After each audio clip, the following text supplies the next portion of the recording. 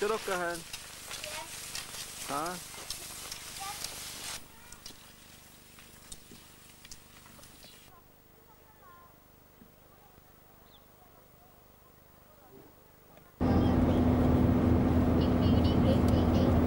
Jeg vet ikke om det er sikkert kjørt. Stopp de for å være høflige, siden det er første nyttårsdag.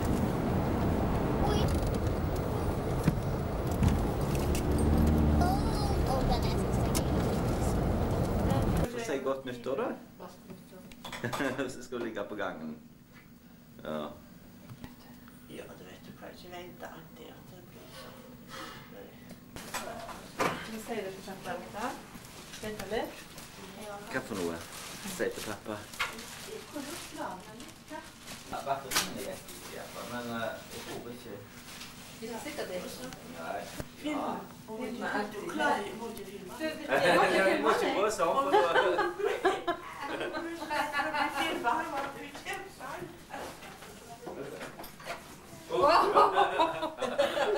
Jeg pleier å lure meg. Da har de lurt deg allerede. Jeg har tatt et bilde av hun med hus i senga. Ja, men det kan være kjekt senere der, synes jeg. Hallo, Hella. Ja.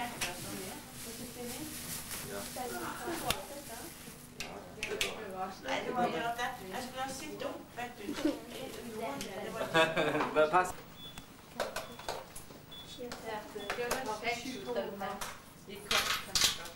Så der kjøper du parselflaks. Fine dere måtte spandere det nå. Det er alt for dyrt. Det er nyttårsblomst. Det er alt for dyrt. Den var fine den, men jeg skal ikke papir. Skal ikke papiret av på den? Skal det ikke ha? Jo, skal det ikke det? Skal ha. Tusen hjertelig.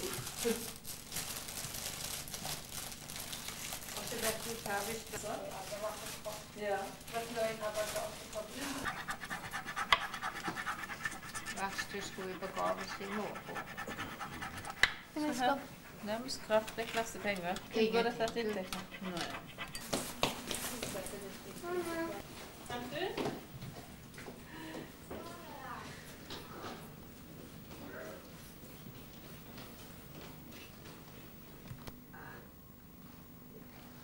Det er så tråkig når det er.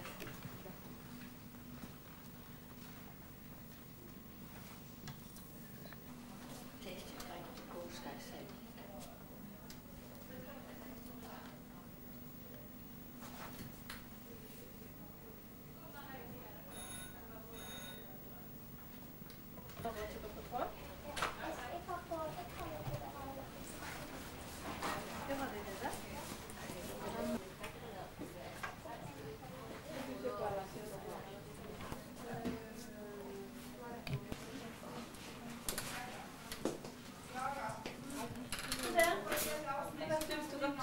Det har vært tur i dag.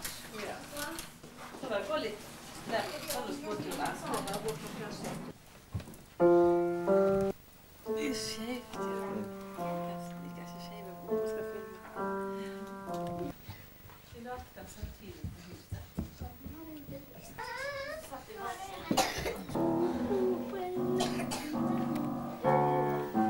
Janne! Setter deg der, du, Karsten. Ja. Tror du at de som spilte ikke det? Heter du setter deg der? Så lurer på deg. Hæ? Det er jo sant. Kom igjen, så du har sagt det. Spise. Jeg har aldri blitt ferdig.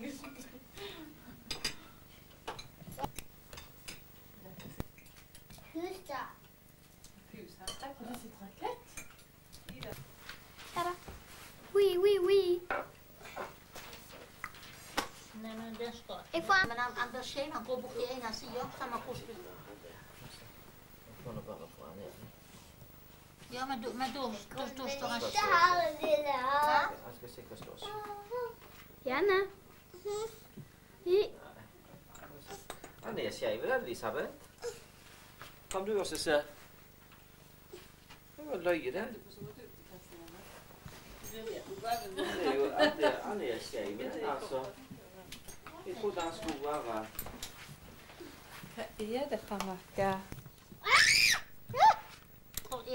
Hvor er det du har kjøpt den? Olsen Lysegårde. Han var skeive. Er det Boasen det?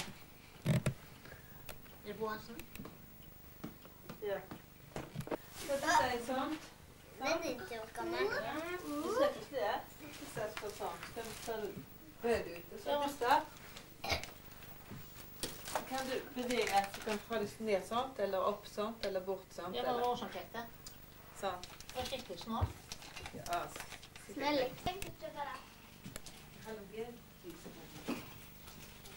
Samme sort med bare vanlige. Ska du lära dig något? Ja. Jag då?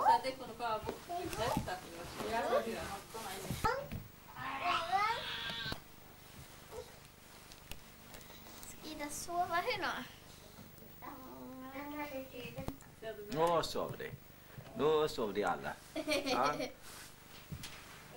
Sånn. Sånn.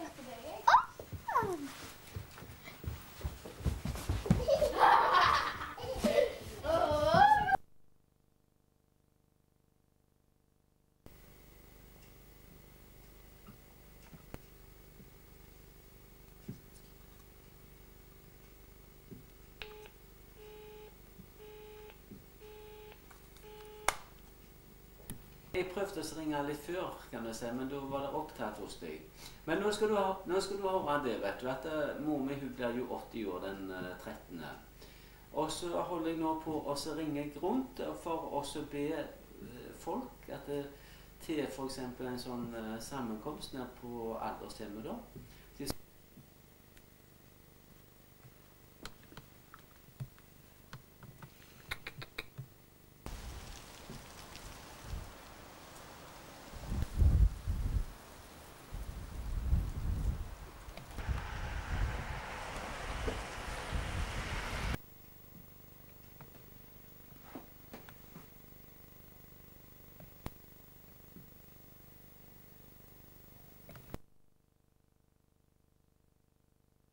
Tjukkeste damen. Ja. Og så har jeg kjøpt et par skotene, for det trengte du. Da kjøpte jeg sånne skikkelig... Så det har jeg allerede fått. Jeg fikk det i dag, det.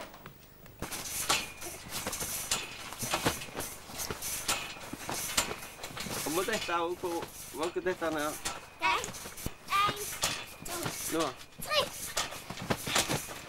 Ja. Ine gikk i kjelleren, fant en krone ene seg og fant et spor til låst dør. Og så lukte de på hundene. Så gikk de inn. Liten og bline. Nei da, den holder. Den går ut. Det er jo hunder, det er jo.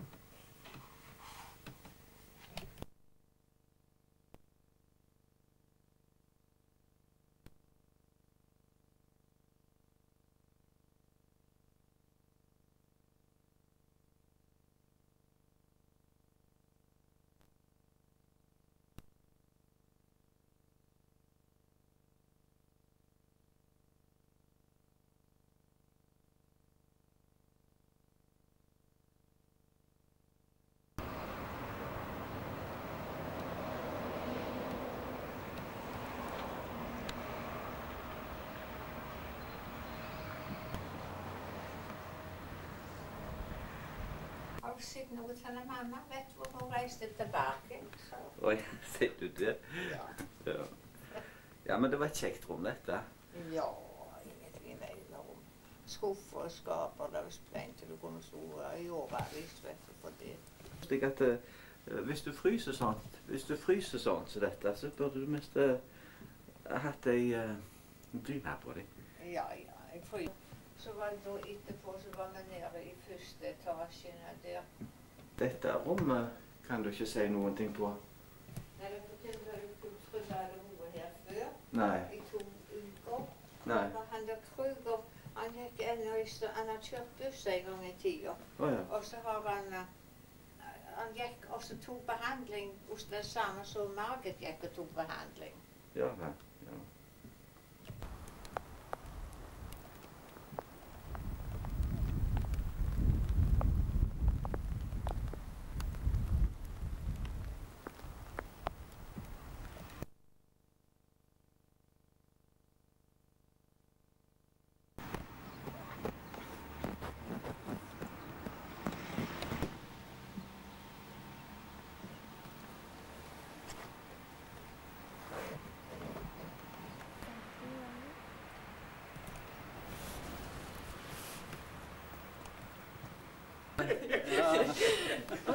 Nå kan du, går du og henter Nelly nå? Ja, Ja. ikke du være med.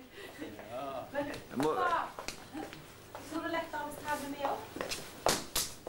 Ligger på en kjeld og nær.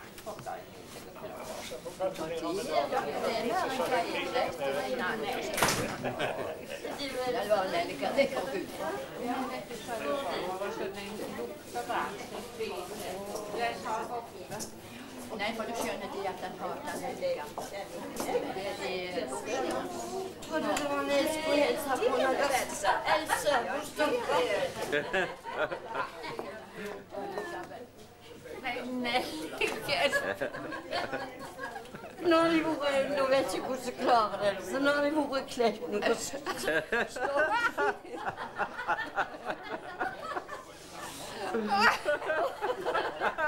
Oi, nå må ikke mer noe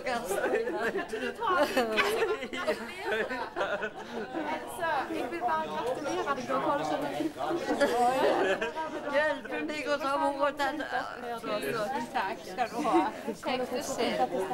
Å, Jan Andreas, gå her.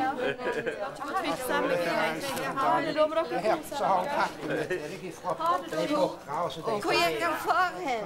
nei, han kom.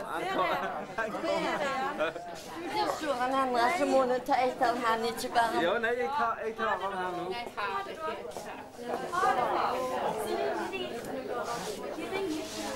Det er ikke han som står, ser han nå. Det er han som sitter. Ja. Nå må du ikke ta feil mann. Nå må du... Nelly, nå må du ikke ta feil mann.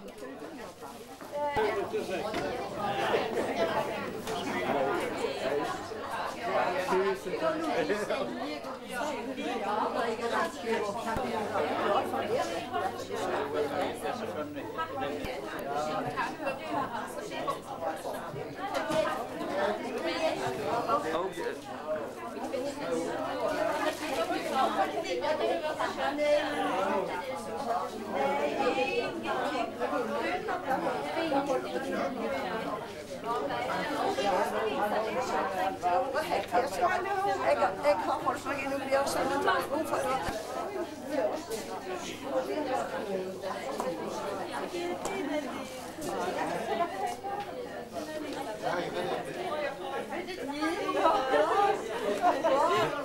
Jeg kan lukke senje, dretten på senje. Så fikk jeg en kniv på en kyss i kjøret. Ja, det er jo... Ja, jeg må få gå inn. Dere har det da. Så du gir meg kveld når jeg kommer inn da?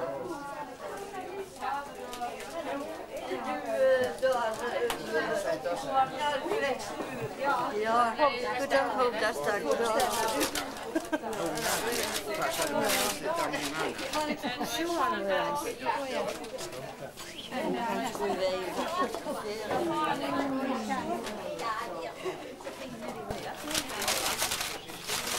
Bare sett dere ned. Du må legge det så folk får se det, ikke sant?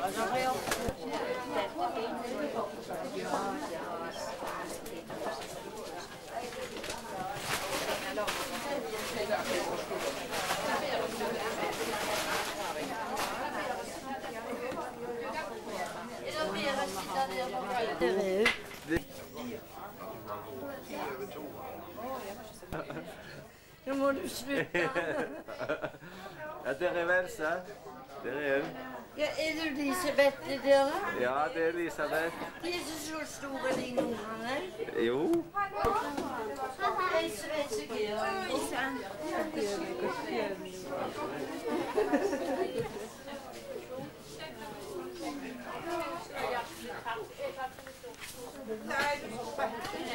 Bare sett dere opp.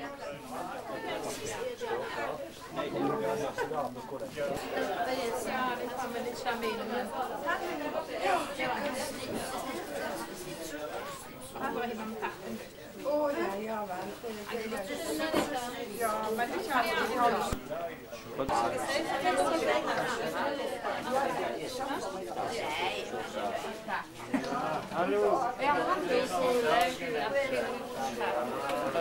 ja. I dag. Vi ser nu så lite. Du må svinge rundt i kamera. Du stopper det. Jeg sier det også over her. Og så stopper du litt. Hei, Nelly. Hei. Hvordan er det med deg? Ja, det. Hvordan er det med deg? Jo, takk. Så vidt det er med deg. Sånn skal vi se. Nei. Det synes jeg. I alle fall. Det er oppvalgt i alle fall.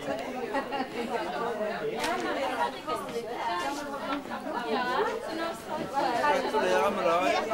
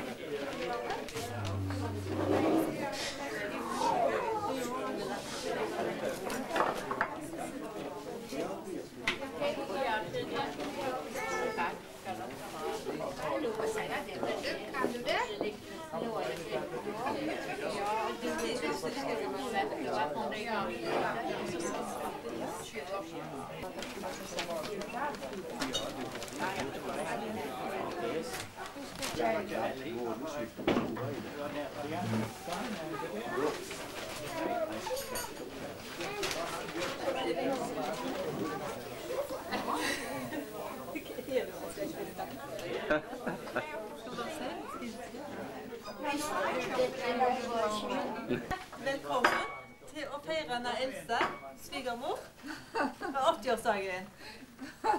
Så tenkte vi å synge bordverset. Det var Gledens Herre. Sigrun, kanskje du skal ha meg?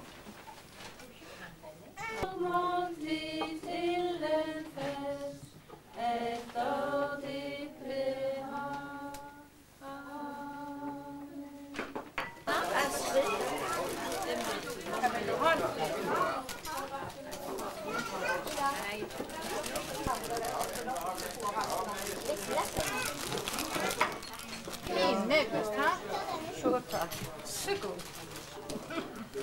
Så god, Nelly.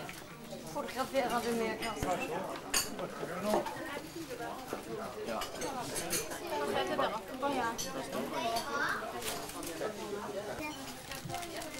Hva sa du, mamma?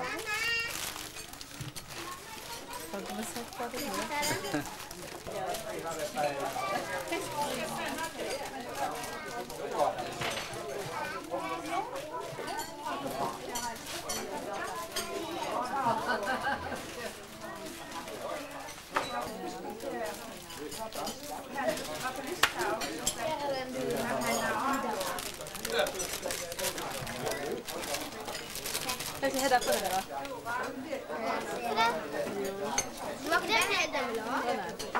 Det blir fint, altså. Jeg er ikke så personlig. Men du må stå ned og stå. Eller himmel. Ikke helt så lenge. Så jeg har sagt at kommer du får opp snegene. Så har vi den så godt her. Jo, ja. Hele veien.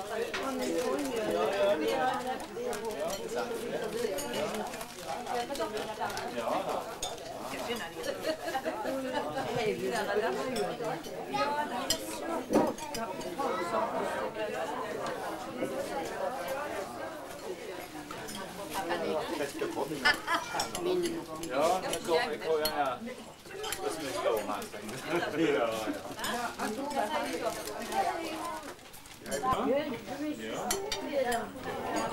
har større eller henne. Vi har to som større eller henne. Da har jeg to besteforeldre nå. Ja vel. Ja da. Hun største er meg Sandra.